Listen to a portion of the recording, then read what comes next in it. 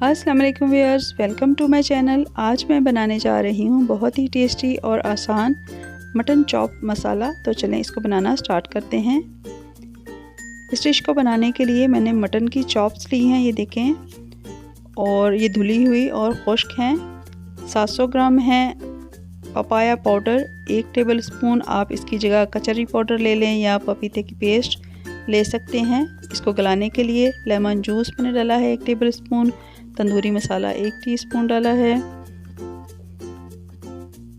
गरम मसाला powder 1 teaspoon, नमक, मिर्च, हल्दी, धनिया पाउडर 1 टेबलस्पून, सुर्ख मिर्च 1 टेबलस्पून, हल्दी हाफ़ टी स्पून, नमक 1 टीस्पून या आप अपने टेस्ट के मुताबिक डालें। दही 1 कप फेंटा हुआ डाला है मैंने। तो ये तमाम चीज़ें डाल के मैं इसको अच्छी तरह से मिक्स करूँगी कि तमाम मसाले तमाम चॉप्स पे कोट हो जाएं, और इसको 2 घंटे के लिए मैं मैरिनेट कर लूँगी। तो व्यूअर्स, अगर आपको चिकन कढ़ाई की, कोफ्ता बिरयानी की या निहारी की, शामी कबाब की रेसिपी चाहिए तो वो भी मेरे चैनल पे अपलोड हैं, आप उनको चेकआउट कर सकते हैं। तो कुकिंग करने के लिए मैंने कढ़ाई में ऑयल डाला है आधा कप, इसको गर्म किया और ये गर्म हो गया तो मैंने डालना है इसमें चॉप किया हुआ प्याज। ये देखें, एक बड़े साइज़ का था ये, और इसको डाल के हल्का ब्राउन फ्राई कर लेंगे। और अब मैं डालूँगी इसमें साबुत गरम मसाला, जिसमें 2 तेज़पत्ता, 4 लौंग, 1 बड़ी इलायची, 2 छोटी इलायची, दालचीनी का 1 टुकड़ा, काली मिर्च 8 और 2 तेज़पत्ता हैं। तो ये डाल के 2 मिनट तक इसको फ्राई करेंगे। तो प्याज को हमने डार्क कलर नहीं देना, हल्का हमने इसको ब्राउन करना है। और अब डालूंगी मैं इसमें अदरक लहसुन की पेस्ट 1 टेबलस्पून, और उसको भी प्याज के साथ ही भून लेंगे 2 मिनट। तो ये डाल गई है और इसको अब भून लेते हैं। तो व्यूअर्स, अगर आपने मेरा चैनल अभी तक सब्सक्राइब नहीं किया तो प्लीज़ कर लें, ताकि आपको मेरी आने वाली हर वीडियो का नोटिफिकेशन मिलता रहे। और वीडियो को एंड तक देखा करें ताकि आपको रेसिपी की समझ आ सके। तो ये हो गए हैं अदरक लहसुन भी फ्राई, साथ ही कलर भी थोड़ा सा डार्क हो गया है, तो इससे डार्क कलर हमने नहीं देना। तो अब डाल देते हैं इसमें मैरिनेट की हुई चॉप, और साथ ही मसाला जो था वो भी डाल देंगे और इसको भून लेंगे।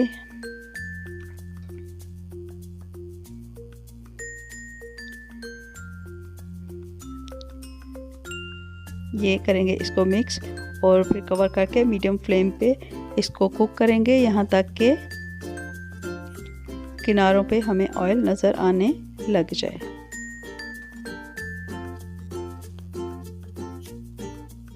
तो 20 से 25 मिनट के बाद ये देखें, ये कुछ इस तरह से इसकी कंडीशन है। ऑयल जो है वो हमें ऊपरी सतह पे नज़र आ रहा है, ये भुन चुका है। तो अब मैं डालूँगी इसमें ग्राइंड किए हुए टमाटर, 2 टमाटर मैंने बड़े साइज़ के ग्राइंड किए हैं, ये डाल दिए। और साथ ही इसमें फ्राई प्याज डालूँगी मैं 3 टेबलस्पून, इसको मसल के हाथों से तो ये डाल दें। और अब इसको दोबारा से भूनेंगे और दोबारा से इसको कवर करके छोड़ देंगे 25 से 30 मिनट के लिए, कि टमाटर और प्याज जो हैं वो अच्छी तरह से भून जाएं। तो ये देखें, 25 से 30 मिनट के बाद ये कुछ इस तरह से है इसकी कंडीशन। मसाला जो है अच्छी तरह से भुन चुका है, और ये देखें स्मूथ सी पेस्ट है।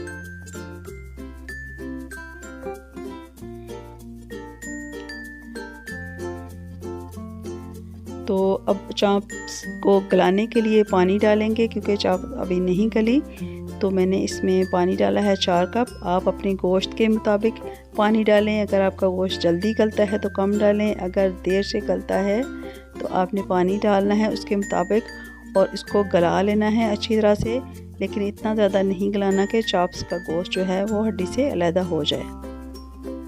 दरमियान में हमने इसको स्टर करना है और चेक करना है गोश्त को कि कितना ये गला है, और दोबारा से छोड़ देना है कुक होने के लिए।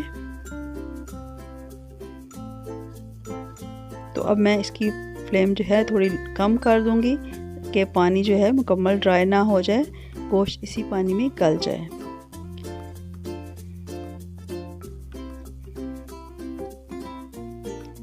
तो तकरीबन 40 मिनट के बाद मैं डाल रही हूँ इसमें जायफल और जावित्री पिसी हुई क्वार्टर टीस्पून और 2 मैंने सब्ज़ इलायची पीस के डाली हैं। ये मसाले जो हैं चाप्स का जायका और खुशबू जो है वो बहुत ज़्यादा बढ़ा देते हैं। होटल और रेस्टोरेंट में यही मसाले डाले जाते हैं। तो ये डाल दिया और इसको लो फ्लेम पे कुक किया है मैंने 10 मिनट के लिए। तो अब चेक कर लेते हैं चॉप्स को, जो कि अच्छे से गल चुकी हैं, लेकिन इन्होंने हड्डी को नहीं छोड़ा, अपनी शेप इसने बरकरार रखी है। साथ ही इसमें मैं डाल देती हूँ हरी मिर्च साबुत पली, अदरक स्लाइस की हुई और हरा धनिया, और 5 मिनट इसको बिल्कुल लो यानी कि दम पे रख छोड़ेंगे।